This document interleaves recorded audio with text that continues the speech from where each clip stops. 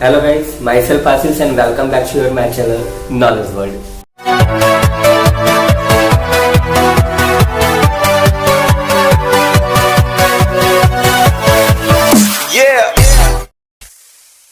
एक राजा थे। राजा के पास सब कुछ था सिवाय एक सातिर मंत्री के। उनके पास सातिर मंत्री नहीं था और उन्हें जरूरत थी, क्योंकि एक मंत्री जो होता है राजा का दाहिना हाथ होता है, जो उनके पास था ही नहीं। तो उन्होंने जो है अपने ही प्रजा के बीच से उस व्यक्ति को ढूंढना चाहा जो उनका मंत्री पद संभाल सकता है। और इसके लिए राजा के मन में एक ख्याल आया। उन्होंने सोचा क्यों ना मेरे पास एक बूढ़ा हाथी है और बूढ़े हाथी के मदद से ही मैं उस बंदे को ढूंढ लूं जो कि मेरा मंत्री पद संभाल सकता है। उन्होंने गांव के बुजुर्ग व्यक्ति को बुलाया और उन्होंने अपना हाथी उन्हें सौंप दिया और कहा कि हाथी की जो है घंटे घंटे में इनका जो है किस तरह का हाथी है उनका हाल जो है बताते रहना है कि हालत इसका किस तरह से।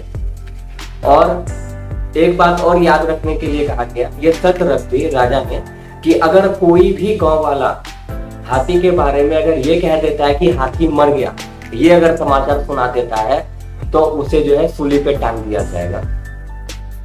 तो गांव वाला जो है शर्त स्वीकार करके हाथी को लेकर के चला जाता है और राजा के मुताबिक उनके शर्त के मुताबिक घंटे घंटे की खबर जो है वहाँ राज्य में पहुंचाने लगा दिया जाता है। मतलब कि एक व्यक्ति होता है जो कि राजा के पास हाथी का खबर लेकर के चला जाता है घंटे घंटे पर।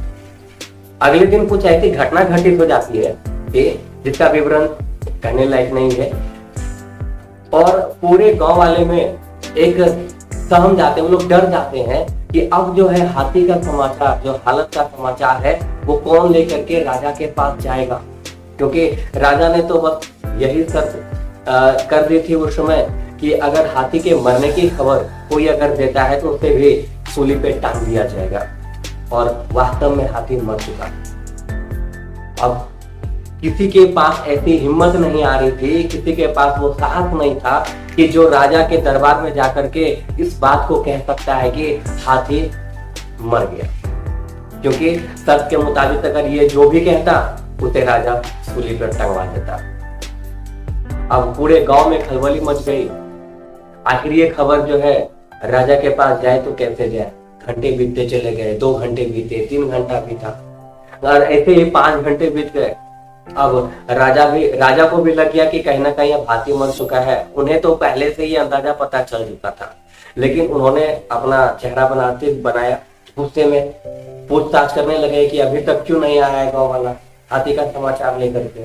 और गांव वाले यहाँ पता कर रहे हैं कि अब जाएगा कौन हमारे बीच में से। ये लोग इस तरह से डरे हुए, क्योंकि अगर मरने वाली खबर कोई सुना दे तो राजा सीधा उसको सूली पे टंगवा देता।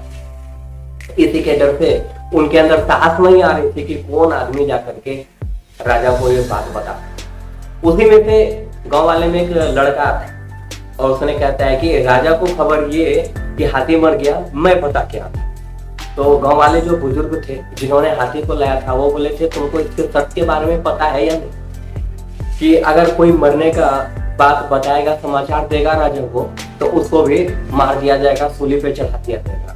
तो वो लड़का बोलता है कि चाचा आप इसकी चिंता मत करिए, मैं जाऊंगा और राजा को जो है इसके बारे में हाथी का जो है किस तरह से हाथी है, क्या कर रहा है वो बताऊंगा। यानी हाथी मर भी गया है वो भी मैं बताऊंगा। उसे लोग मना करने लगे मत जाओ, लेकिन वो लड़का किसी का नहीं सुनता है और राजमहल की तरफ चल देता है। राजा के दरबार में जैसे पहुंचता है, राजा क्रोधित पहले से रहते हैं कि 5 घंटे पूरे बीत चुके हैं और यहाँ पे सत्य थी कि घंटे घंटे का यहाँ पे खबर आना चाहिए था और अब तक 5 घंटे बीत गए, आखिर क्या हुआ हाथी के साथ, तुम जल्दी से बताओ। लड़का विनम्र स्वभाव में कहता है महाराज मैंने आज हाथी के साथ देखा तो पता है क्या हो रहा, कल जिस तरह से हाथी खाना खा रहा था आज वो खाना नहीं खा, कल वो खड़ा था आज वो खड़ा नहीं, आज वो लेटा हुआ है। कल उसकी सांसें चल रही थी आज उसकी सांसें बंद है, कल उसकी आंख खुली थी आज उसकी आंखें भी बंद है। तो जैसे ये बात अगर सुनता है राजा तो राजा के मुंह पे निकल जाता है हाथी मर गया क्या। तो उस लड़का ने कहता है, महाराज ये तो मैं नहीं कह रहा हूँ, ये तो आप खुद कह रहे हैं कि हाथी मर गया, मैंने तो ऐसा नहीं कहा।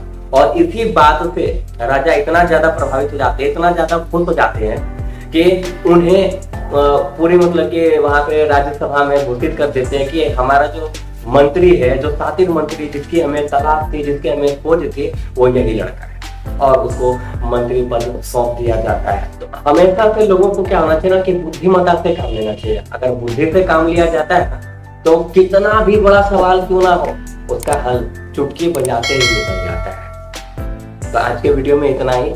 अगर आप लोग को अच्छा लगे आप लोग कमेंट करिए और शेयर करिए। लाइक तो बनता है, लाइक तो आपको करना है। चलिए तो मिलते हैं फिर से एक नए स्टोरी में, नए टॉपिक के साथ। तब तक के लिए अपना ध्यान रखिए।